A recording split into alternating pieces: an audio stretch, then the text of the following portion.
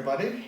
I hope you will enjoy the following presentation about solving rational inequalities algebraically. So what do we need to do first? The best thing is first to bring everything to the left-hand side and keep the 0 on the right-hand side. So let us subtract 2 from this inequality and we will get x plus 1 over x minus 3 minus 2 less or equal than 0. The second step is just let us simplify this inequality. Let's simplify, so let's put 1 under the 2 and multiply this 2 by this x minus 3 top and bottom numerator and denominator so that we can have a common denominator. So we'll have x plus 1 over x minus 3 minus 2 times x minus 3 over x minus 3. Then we will get x plus 1 over x minus 3, the common denominator, minus 2 times x minus 2x, minus times minus 3, that's positive 6, is less or equal than 0. Okay? I think it's simple. Until now, we understand what did we do. Let us simplify the numerator as well, and we will get negative x plus 7 over x minus 3 is less or equal than 0. So this is what we want actually to work on, okay? So let me write this over here. Negative x plus 7 over x minus 3 is less or equal than 0. That's fine. Now I need to follow certain plan. The plan is, the very important plan is, I need to find my x-intercepts. Why? Because I need to see where my function, my inequality is the top of my axis or below the x-axis, which is negative. That's what I need to know, because it says below 0. And also, since this is a rational function and there is a denominator, which is x minus 3, which means that there is a number which if it becomes equal to that number, then my function will be undefined. So I have two very information numbers that I need to find. First, let me find the 0. Let me set my function to 0 so that I can find my x-intercept, and I can write negative x plus 7 over x minus 3 equals to 0. And if I cross multiply, I will get negative x plus 7 equals to 0. If I subtract 7 on both sides, I'll get negative x is equal to negative 7. And if I divide both sides by negative 1, my x-intercept or my 0 is equal to 7. So I have only one 0 at this time. I have only one x-intercept and it's equal to 7. Let me erase the left-hand side so that I can have some space to write on, okay? So, let me erase this. Let me erase and let me write down my x-intercept, the very important information. My x-intercept or my 0 is equal to 7. This is very important for me. And I will erase this side as well, and I will find that number which will make my function go to undefined value, or undefined, let me say, because undefined is, it has no value. So, let me find out, since this is a rational function, as I said, then x minus 3, the denominator, it cannot be 0. We know that. This cannot be equal to 0 because all the function will be undefined. And if I add 3 on both sides, my very dangerous point in my inequality or the function is x is 3 and it cannot be 3. X cannot be equal to 3 because my function will just be undefined. Let me write this number as well. X cannot be equal to 3.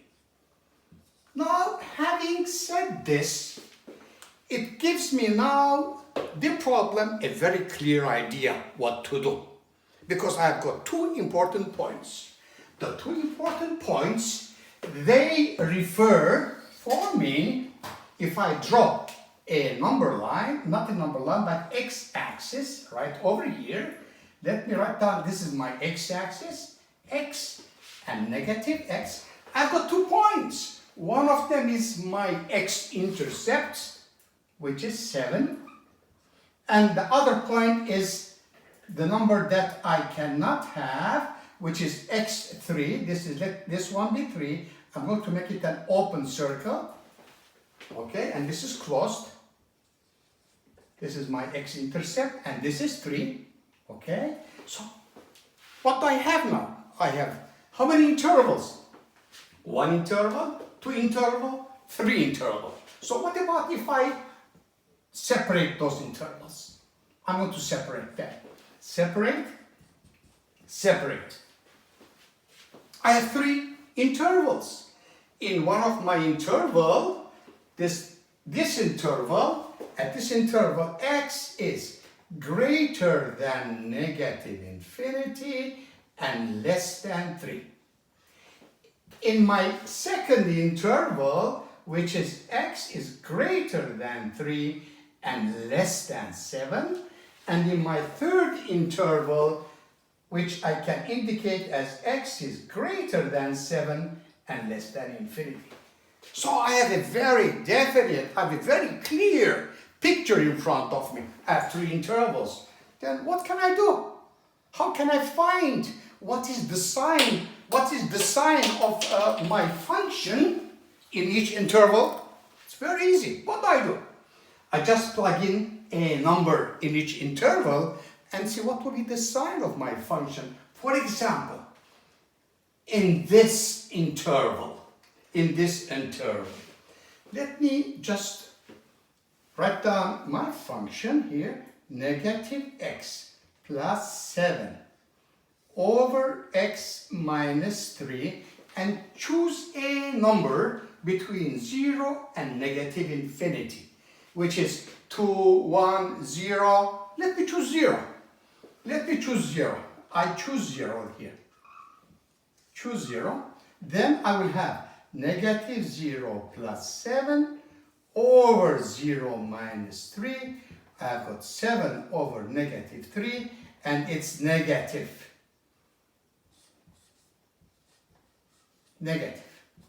7 over negative 3 is negative. So my function here is negative, below 0. Okay? That's what I did.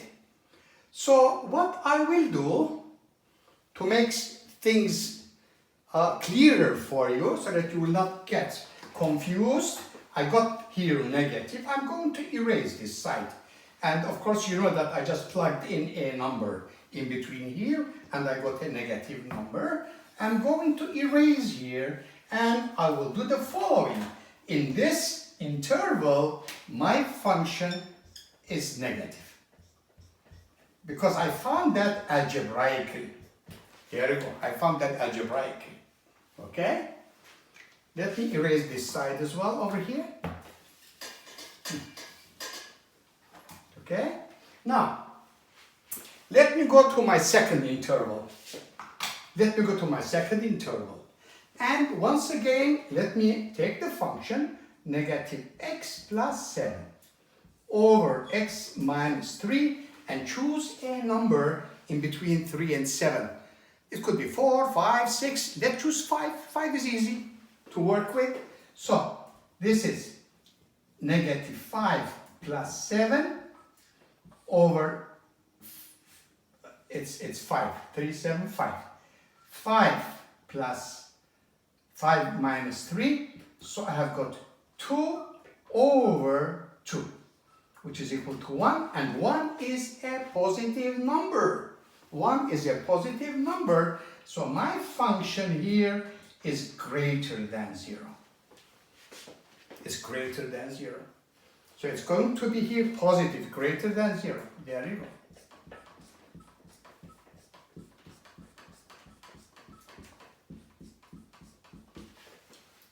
Okay? I hope you see that, okay? There you go. So my function is greater than 0. Let me go now to my third interval, from 7 to positive infinity. From 7 to positive infinity, and choose a number. 10 is okay, 8, 9, 10, any number, but the best thing is any number you want anyway, so I'm going to choose 10. So, negative x plus 7 over x minus 3. So 10 plus 7 over 10 minus 3 is negative 3 over 7, and I got a negative number. Negative 3 over 7, it's a negative number, so my function is, in this case, less than 0 in this third interval. In my third interval, it is negative. Okay? There you go. So I'm going to erase that so that just I can put those negative numbers and you will not get confused. I want you to get confused, okay? So let me erase this. Erase this and put down here negative. In this case, all this interval, it's negative, and this interval is x greater than 7 and less than infinity. Now, having said this, we have almost solved this problem, but the question being asked was, solve this problem and check which intervals are less or equal than 0. That would be my final answer. I need to write down the intervals where this function, which is the same as this is equivalent to this, okay? They are the same in two different forms, but they are the same. So this one, it has to be less than 0. So let me look at the intervals where that function is less than 0. So I'm going to write down that when my function, this is negative and this is negative. So when my intervals, one of them greater than negative infinity, less than 3, okay, this is how I'm going to write it down. And also the other interval is from 7 included. Why included? Because I've got the sign less or equal to. So it's going to be closed 7, x is greater than 7 and less than positive infinity. There you go. This is my final answer. Okay? So those are the two intervals that the function is negative or below the x-axis. So I just put it in two different forms. We solved it algebraically and also showed to you graphically how it is. Of course, if we are going to exactly plot the graph of it, we need either use Desmos for the graphing or plot points, make a table, and we can draw all the function, okay? All the inequality. Thank you very much. I hope that you enjoyed the presentation. I will see you again next time. Thank you. Bye-bye.